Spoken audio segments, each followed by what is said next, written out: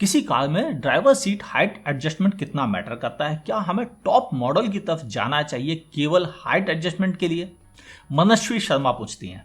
मनस्वी जी, मेरा पर्सनली मानना है कि कारों की जब डिजाइनिंग की जाती है तो सीटों की हाइट को कंपनी उन लोगों के लिए एडजस्ट करके रखती है जो एवरेज हाइट होती है उनके कंट्री में। जैसे इंडिया में लोग नॉर्मली 5 फुट 5 इंच से लेकर 5 फुट 10 इंच की हाइट के हिसाब से कारों की सीटों को एडजस्ट करके कंपनियां रखती हैं। अगर आपकी हाइट इससे कम या इससे ज़्यादा है तो हाइट एडजस्टमेंट आपके लिए फ़ायदे का सौदा रहता है।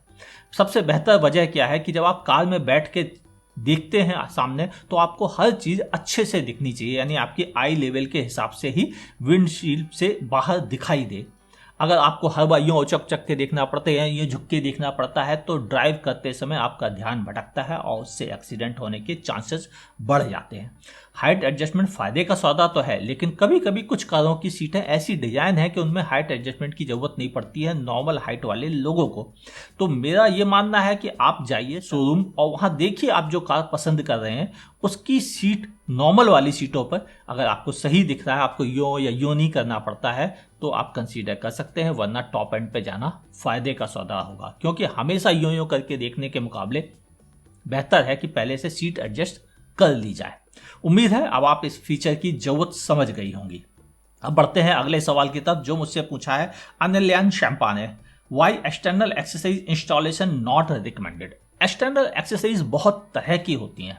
मैं इन्हें दो कैटेगरी में बांट दूं। एक वो कैटेगरी जिनको इलेक्ट्रिसिटी की ज़रूरत पड़ती है और दूसरी वो कैटेगरी जिनमें किसी तरह के इलेक्ट्रिसिटी की ज़रूरत नहीं पड़ती या किसी तरह का मैकेनिकल चेंज नहीं होता है कार में। ऐसी एक्सेसरीज जिनमें मैकेनिकल या इलेक्ट्रिकली कनेक्शन की ज़रूरत पड़ती है वो रिकमेंडेड बिल्कुल नहीं है। लेकिन जिनकी कॉस्मेटिक ज़रूरत है, यानी कोई स्टिकर लगा लिया कार में, कुछ कलर्स में चेंज कर लिया साइड के स्टिकर्स में, या सीट में मैट लगवा दी, कुछ कारों में जिनमें 6 एयर बैग नहीं होते हैं उनमें आपने सीट कवर लगवा लिए तो इनसे बड़ी दिक्कत नहीं होती है, या व्हील कैप लगवाने से कोई वारंटी वाइड नहीं होती है। लेकिन अगर किसी एक्सरसाइज से जिससे इलेक्ट्रिक पर लोड जरा सा भी बढ़ता है या मैकेनिकल कोई चेंज आता है तो वह रिकमेंडेड नहीं है।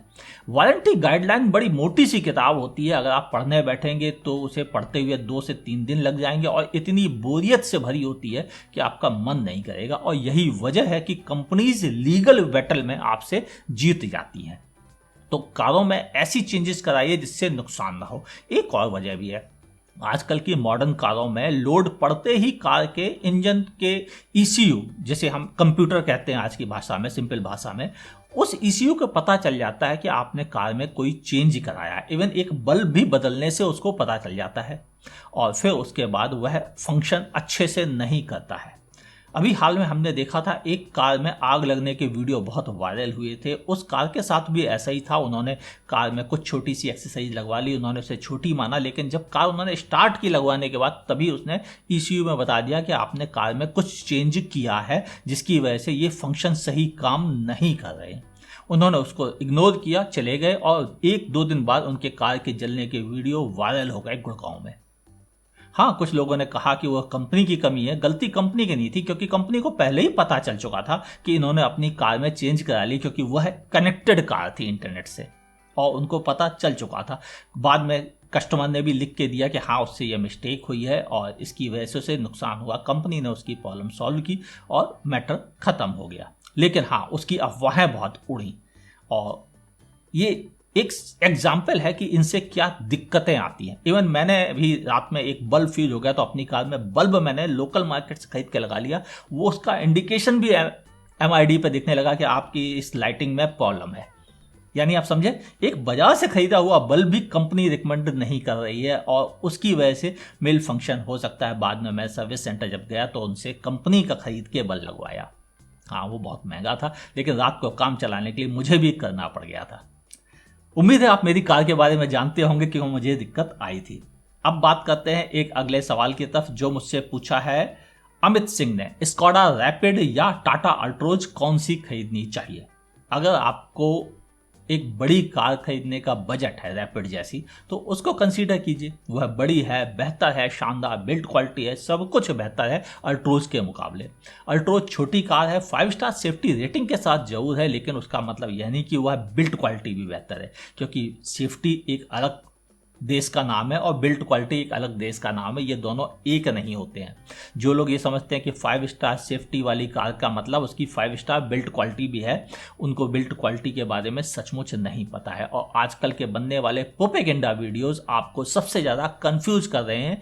जिन कारों के बारे में वो कहते हैं कि इस कंपनी की बिल्ड क्वालिटी खराब है, वह एक्चुअल में उस कार के बारे में कुछ भी नहीं जानते हैं। तो प्रोपेगेंडा वीडियो से कंफ्यूज मत होइएगा। मैं सिर्फ इतना कहूँगा कि रैपिड ज़्यादा बेहतर है अल्ट्रोज के से हर मामले में। हाँ, एक कमी है, वो ये कि वो महंगी भी ज़्यादा है, लेकिन आपने चूंकि दोनों में ऑप्शन दिया है तो मैं आपसे कह रहा हूँ कि आपको रैपिड कंसीडर करनी चाहिए। अगला सवाल पूछा है, अरे ये भी अमित, क्या बात है, अमित मलिक ने कह रहे हैं don't review Chinese for fan following and for money. पहली चीज मैं आपको रिप्लाई दे दूं अमित जी कि मनी यानी पेड रिव्यू मैं करता ही नहीं हूं। ये बात मेरे जो पुराने व्यूअर्स है सब जानते हैं, इसके अलावा सारी कंपनीज भी जानती हैं, क्योंकि मैं वीडियो में ही अनाउंस करता हूं, जैसे अभी कह रहा हूं कि मैं पेड रिव्यू नहीं करता। ये वीडियो कंपनीज भी देखती हैं, वो जान जाती हैं अमित जी पेड रिव्यू नहीं करते हैं, इसलिए उनको पेड ऑफर भी नहीं किए जाते हैं। समझ गए?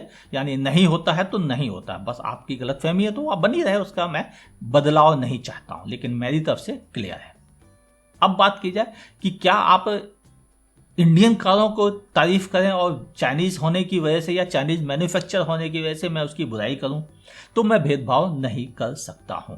मेरी गुडविल इसीलिए बनी है कि मैंने कभी भी भेदभाव नहीं किया है। मैं किसी की कंपनी की इसलिए तारीफ करूं कि वह इंडियन ब्रांड है तो मैं गलत इंसान हूं। मैं किसी को बोलूँ ये जापानीज है इसलिए इसकी बुराई करता हूँ, ये चाइनीज है इसलिए इसके साथ गाली गलौज करता हूँ, तो मुझ जैसा भेदभाव करने वाला व्यक्ति नहीं हो सकता। एक कार गुरु को अनबाइस्ड रहना चाहिए, चाहे वो कोई भी मैन्युफैक्चर हो। मैं कभी भी यह भेदभाव नहीं करूँगा। क्लियर? मैं कार गुरु की तरह से अपने आप को पेश करता हूँ, तो मेरी जिम्मेदारी बनती है कि मैं कार गुरु बनूँ। इंडियन कार गुरु, टाटा गुरु, महिंद्रा गुरु, मारुति गुरु या एमजी गुरु या किया गुरु या हुंडई गुरु बनने की जरूरत नहीं है मुझे। अनबाइस्ड रहने में मैं ज़्यादा सुखी फील करूँगा और उम्मीद रखता हूँ आप भी मुझे आगे ऐसा करने के लिए मजबूर नहीं करेंगे। अगला सवाल पूछा है शहनवाज सराब ने, सीट्स 2 एडल्ट्स के लिए होनी चाहिए और प्राइस भी 1 से 1.5 के बीच में होनी चाहिए। इनका यह सवाल था रेनो ट्विजी के बारे में। ट्विजी एक ऐसी कार है जिसे आप 2 सीटर तो कहते हैं, लेकिन वह 4 पहियों पर चलती है और अलग तरह से डिजाइन की गई है। अगर आपने ट्विजी के ऊपर वीडियो नहीं देखा है तो ऊपर जरूर क्लिक करके देख ले, यह बड़ा इंटरेस्टिंग वीडियो है जो मैंने बनाया था ट्विजी को चलाते समय। और इनका ये कहना है कि 1 से 1.5 लाख होनी चाहिए। भाई ये तो कंपनी तय करेगी। एक इलेक्ट्रिक कार में जितने फंक्शन होते हैं उस हिसाब से उसकी कीमत बढ़ जाती है। उसकी सबसे बड़ी वजह है बैटरीज, और शायद इस वजह से मुझे उम्मीद नहीं है कि इस कार की कीमत 1 लाख और 1.5 लाख हो सकती है, कुछ ज़्यादा ही रहेगी। अभी फिलहाल कंपनी का इंडिया में लाने का कोई इरादा नहीं है, तो निश्चिंत हो जाइए शहनवाज जी कि यह भारत में अभी फिलहाल नहीं आ रही है। अगला सवाल पूछा है लीजेंड गेमिंग ने, ये कार ओवर प्राइस्ड है, 5 से 7 लाख के ब्रैकेट में अच्छी रहेगी। 2022 काफी लंबा समय है, जल्दी लॉन्च हो जानी चाहिए। इनका सवाल था क्विड इलेक्ट्रिक के बारे में। क्या बात है, इलेक्ट्रिक कारों के ऊपर सवाल आ रहे हैं। क्विड इलेक्ट्रिक की कीमत क्यों नहीं हो सकती है 5 लाख या 7 लाख रुपए? उसकी वजह है उसमें लगी हुई बैटरी जो काफी बड़ी साइज की है और यह बैटरी काफी अच्छी भी है। इसलिए मुझे उम्मीद बिल्कुल नहीं है कि कार में इतनी कम कीमत में आपको कार पूरी मिल जाएगी, जबकि जो आपने 5 लाख लिखे हैं, इस 5 लाख में तो बैटरी और मोटर ही केवल आएगी, पूरी कार तो आ नहीं सकती है। आज के दौर में जो प्राइस है तो कोई भी कंपनी हर चीज़ की एक बेसिक कीमत होती है, उससे कम में नहीं बेच सकती है। मैंने उम्मीद रखता हूँ कि 2022 में भी शायद ये आ पाएगी, शायद उसके बाद ही आएगी, और तब तक इस कार की कीमत 10 लाख से लेकर 12 लाख रुपए तक रहेगी। इससे कम में आने की संभावना नहीं है, क्योंकि जो टेक्नोलॉजी लगी थी इस कार में वह काफ़ी बेहतर है। अगर आपने इस पर वीडियो ना देखा हो तो आई बटन पे क्लिक करके आप भी देख सकते हैं। बढ़ते हैं अगले सवाल की तरफ, जो मुझसे पूछा है हितेश साहू ने। ऑटो जीएसटी 28% से 18% हो सकता है क्या? मैं नवरात्रि में कार लेने का प्लान बना रहा हूं, क्या मुझे लेना चाहिए या वेट करना चाहिए?